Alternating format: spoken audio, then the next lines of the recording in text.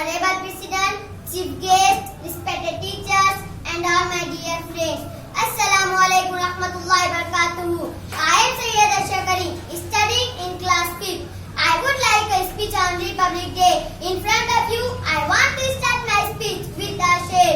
फूलों से भी सिवा है कांटा मेरे वतन का, फूलों से भी सिवा है कांटा मेरे वतन का, है आफ्ताब मुझको जर्रा मेरे वतन का.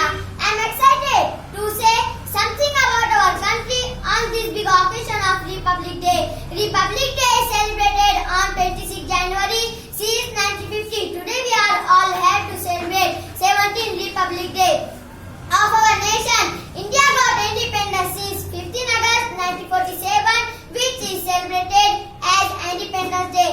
And on 26 January 1950, the Constitution of India came into force, so we celebrate this day as Republic Day. Republic means the supreme power of the people living in the country, and the only public has right to elect their representatives as political leaders to lead the country in right direction. So India is republic country where we people elect our leaders as a president, prime minister, etc.